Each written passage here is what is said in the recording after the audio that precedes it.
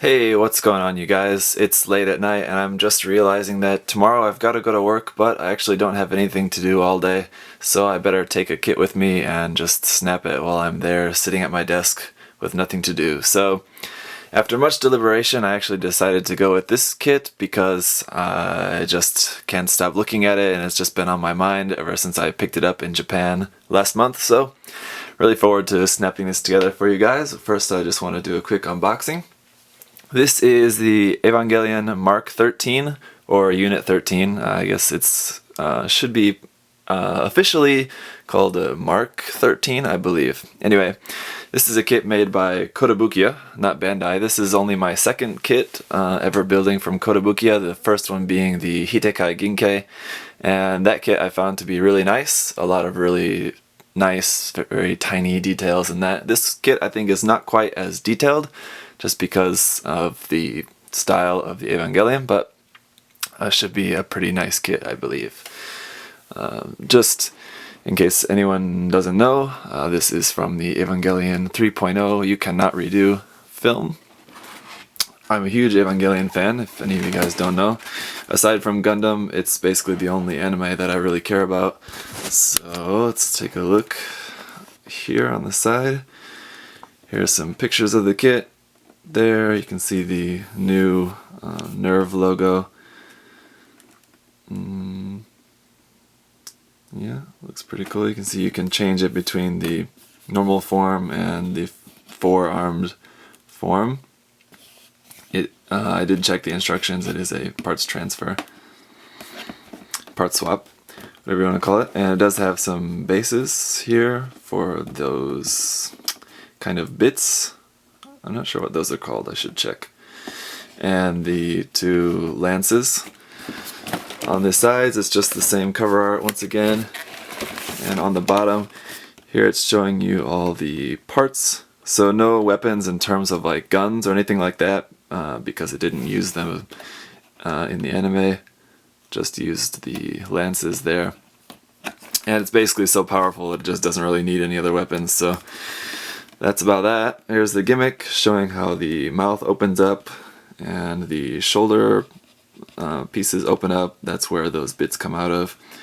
And then it displayed on the stand, all like that. Sadly, does not come with a stand. The list price here is 8,800 yen. Pretty expensive. I got it secondhand for 5,500 yen, so quite a good deal. I actually was not planning on buying this kit at all, but when I saw it at that price, I couldn't say no. So inside, we've got all the runners in here. There's actually not all that much in here. You can see there's quite a lot of the box is empty. Quite a lot of space there. If you couldn't tell from before, the box is pretty large. It's about the size of a large master grade box. So like, for example, the Shinanju or the Astray Blue Frame D, if anybody's built any of those. Oops, almost knocked my camera over. Let's dig underneath the runners. We'll get back to those in a bit. Let's take a look first at the instruction manual. I like the look of this instruction manual, how it's just basically supposed to look like a notebook, basically. There you go, Evangelion 13. The movie logo there on the back. Inside, we open it up. You get some really cool pictures of the kit there. Very nice, kind of reminiscent of a model comprehend kit, where the first and last pages are usually pictures of the kit. And I guess it's a Kotobukiya thing as well, but I just haven't built as many Kotobukiya kits. Following just like a normal Gundam kit, we've got all the parts here. About 1, 2, 3, 4, 5, 6, 7, 8, 9, 10, 11, 12, 13, 14, 15, 16, 17-ish runners, and then a few extra parts there that are not on runners. Couple tips how to cut off nubs. And then I don't really want to show you all of the manual because it's just all there, but anyway. It goes through the arms first, then the legs, then the head, then the torso, and the waist, and then putting that connecting that all together, putting everything together there to make the normal version. Then you build it shows you how to transform the head. Then you build the effect parts. Then it shows you how to build the secondary arms.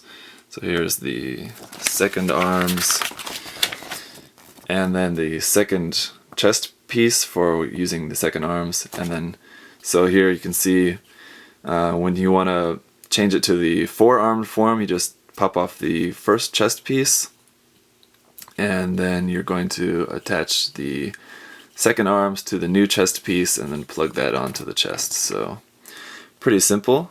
And there's the lance. Obviously it's only like 3 pieces to make the lance, and the hands. Looks like we're gonna have quite a lot of variety of hands for this kit, I believe. We'll have to see for sure. Here's the color guide. You can see there's the color guide for it there. Quite a lot of colors, but it is quite a lot of colors molded already, so shouldn't need to do too much painting if you don't want to. And there's the color guide for some of the smaller details as well, and for the weapons. Those bits look really cool painted like that. Should hopefully try to be able to recreate that. So let's take a look at the runners. Alright, first up we've got some polycaps. Here's just a sheet of black PC polycaps. You got that one, and then there is a small one as well here, PC2. So some polycaps there. Next, I don't want to take these out of the bag because they're very small, but in here are the pre-painted parts. That's right, we've got 1, 2, 3, 4, 5 different pre-painted parts. These are all parts for the head and face. This center one there, you can see that that's for the eyes. These 2 are for the side of the head. This one is for the chin, and that one's also for like around the side and the back of the head. So that's cool.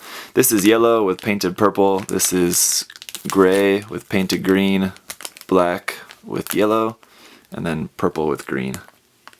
Here's the A runner, all purple here.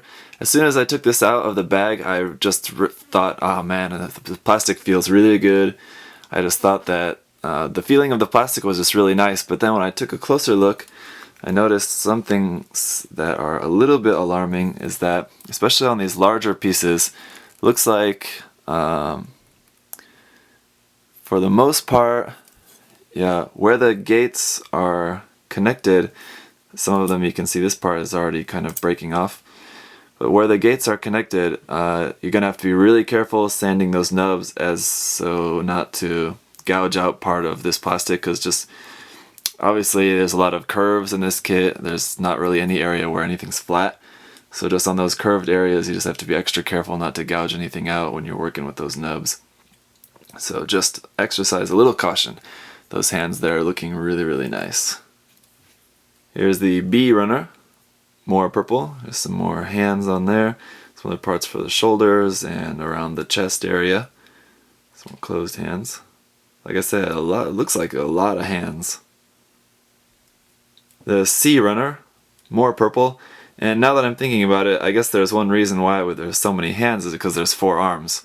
So I guess that would explain one reason why I'm seeing a lot of fingers, hands all over the place. So what I'm guessing is what we're going to have is a set of open hands, closed fists, and holding hands for each of the 4 arms. So that'd be, what, 3 times 4, at least 12 hands in this kit.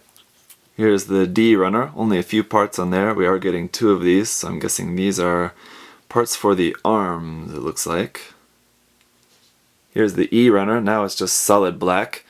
This runner feels really nice. One thing that just feels nice about the plastic, I think, is just because it feels very soft and strong at the same time, if that makes sense.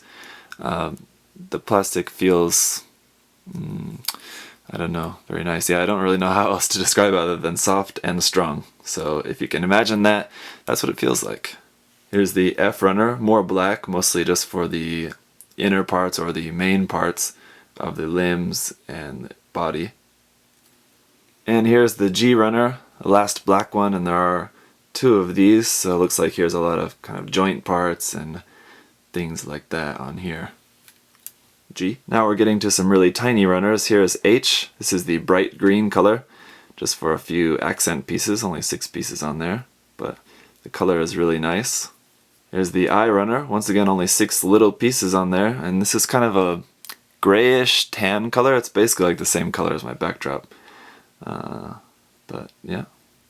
Here's the J runner. It's a little bit of a pale yellow. It feels like this really should have been a little bit more of a brighter color yellow, but I don't know. It's not bad actually. When it's actually on the kit, I think there's really not a whole lot of yellow.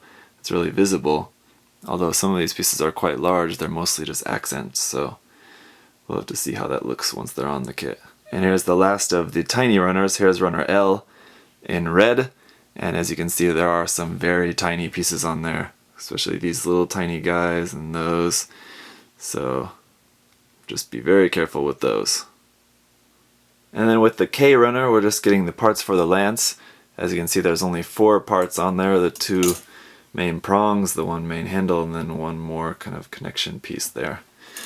And there are 2 lances, so there's 2 of the K runner. This is in a little bit different red from the L. This is in more of a darker red, and the L is just kind of a normal straight red. So if you can tell, there's a little bit difference in that red color there. Then the M runner with some just straight gray, different gray from what we saw before.